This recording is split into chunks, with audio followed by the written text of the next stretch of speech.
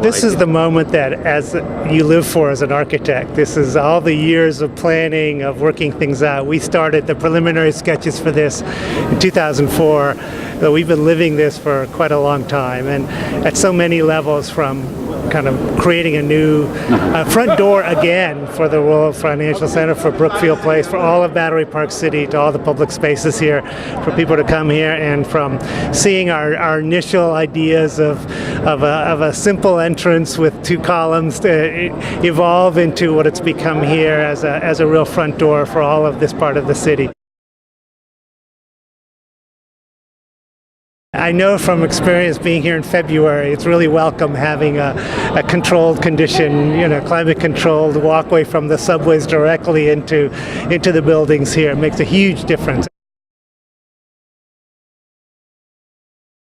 Not recently, no. We worked with his team very early on. We were trying to coordinate, the transition between our spaces and his spaces, which is a fun process to collaborate together.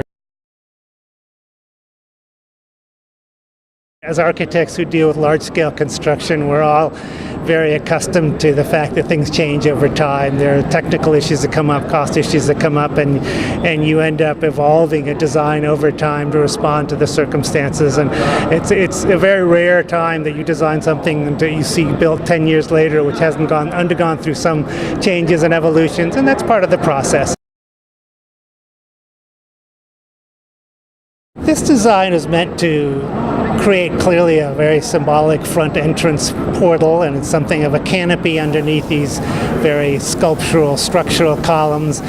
Sense of entry, an entry not only to the World Financial Center, but to the public spaces here at the Winter Garden and of all outdoors at all Battery Park City. I have had a unique experience of designing something in collaboration with my father over time, and that he designed this original project in 1981, and are all organized around this great public space of the Winter Garden.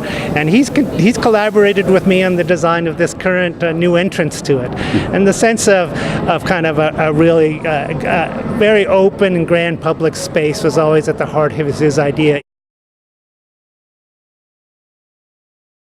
The change with the World Trade Centers no longer being here has transformed this part of downtown.